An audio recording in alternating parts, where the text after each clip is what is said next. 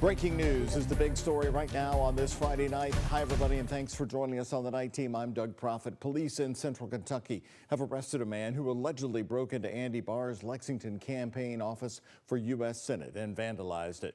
Madison County Sheriff Mike Coyle says Blake Lachelle of Richmond, Kentucky was arrested tonight. Lachelle is currently being held in the Madison County Jail, that's the Richmond area, for criminal mischief in the first degree, a felony charge.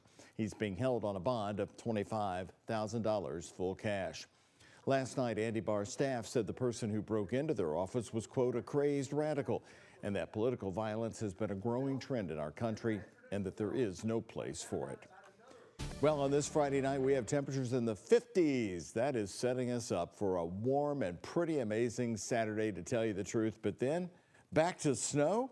Well, our chief meteorologist, Mallory Schnell, has a very busy weekend outlook for you ahead. You're going to get a little taste of everything in what, 48 hours, Mallory? Right, yeah, we have a little bit of everything in that 7-day forecast, so definitely a forecast to pay attention to. Tomorrow, get out and enjoy it. Mostly sunny skies, temperatures back in the 60s, similar today, if not a few degrees warmer. We do have a front that's going to move through. That could bring us a few showers Saturday night. Clouds increase Sunday with highs around 50. And then, yes, we do have a weather impact alert for Monday morning, as we could have a wintry mix falling during the morning commute. Not looking to accumulate much, but it could be a messy start to the day before highs climb back into the 40s by the afternoon. Max HD satellite and radar completely quiet across the region. Very nice and clear night. Temperatures are currently in the 40s and 50s here in Kentuckiana, and we will see a quiet rest of the night tonight with lows in the 40s before we warm back into the 60s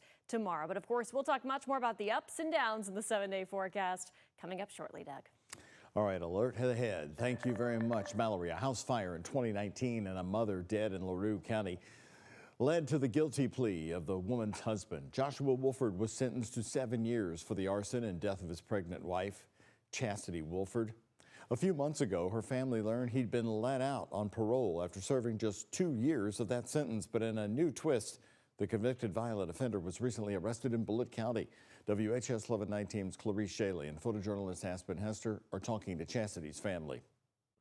And then when her kids, started coming, that's when I started coming out here. And playtime spent at Hodgenville's Creekfront Park. They are some of the good memories, still with Michaela Large. We used to hang out and laugh about the dumbest things, and that's what I miss.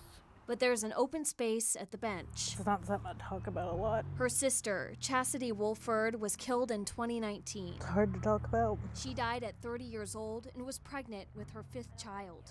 Yeah. Chastity Wolford was found in what was left of her home on Otter Creek Road, burnt and left in ruins. I mean, of course, it's not something you expect, but it's not something any of us ever expected to happen. I mean, I regularly hung out with both of them, so. 4 years later, in 2022, Chastity's husband, Joshua Wolford, was arrested for the crimes. He pled guilty to manslaughter, arson, fetal homicide, abuse of a corpse, and tampering with evidence. He was sentenced to 7 years for the crimes. But when he got out, it was still, kind of like a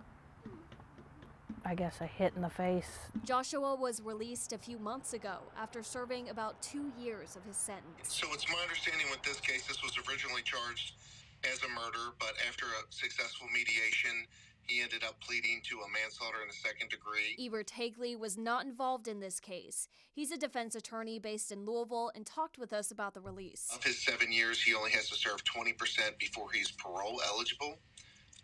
The parole eligibility is defined by statute. It's not something that a judge can change. Joshua violated his parole and for a little over a week has been at the Bullitt County Detention Center. The original sentence wasn't long enough for Chastity's family. I think he needs to serve out the rest of his life in the prison.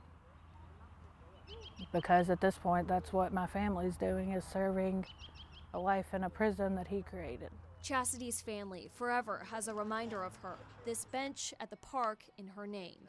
With photojournalist Aspen Hester, Clarice Shaley, WHAS 11 Night Team on your side. Joshua Wolford was sentenced to the crimes about 6 months before the Safer Kentucky Act took effect. If he had pled guilty to the same crimes today, he would have had to serve 85% of that sentence. or serve more time behind bars before being eligible for parole. His court appearance is set for Wednesday, March 4th.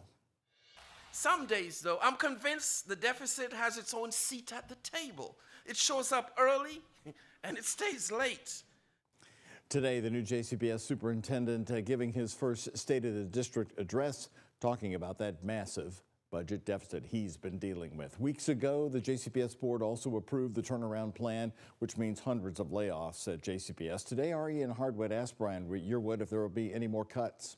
I would love to say that we're done with job cuts. However, we have to make sure that our budget deficit is handled. We're still negotiating about $30 million. And tonight in our 5:30 newscast, WHAS11's longtime education expert Sam Corbett was with us. He attended the address in person today, talking with JCPS staff afterwards. I asked him if those people he talked with were on the target list and what their salary range is currently. Many of them are in the $200,000 range, which is the highest level other than the superintendent's salary. And they were telling me that their position is being changed, it's being eliminated, and that they're going to have to reapply for maybe the same position, but in some cases a different position that could be at a different pay scale. Sam Corbett on WHAS. Earlier this month, the JCPS board voted on a plan to help close that deficit, eliminating 648 positions, reducing 32, and then adding 273 new jobs. Last month, they voted to close also King and Zachary Taylor Elementary Schools at the end of the school year. Liberty High School will relocate to the Gaines Early Childhood Center. More organizational changes will be presented to the school board next month. 5 people, including 1 minor, are facing murder charges after police say suspects fired nearly 60 gunshots quickly in an ambush-style attack, and this happened in Shively outside of Club 7, a nightclub. Take a look at this aerial footage released today from LMPD on I-65 approaching downtown Louisville. Officers used what's called a grappler to stop a stolen car, then chased the suspects on foot. Police say they recovered 14 firearms, including a Glock switch.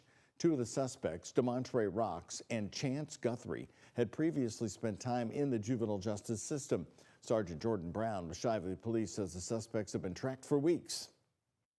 These dangerous people acted together, but they underestimated how quickly law enforcement would come together to take them off the streets. All 5 suspects are charged with complicity to murder, assault second degree, and wanton endangerment. Guthrie is also charged for possession of a gun by a convicted felon.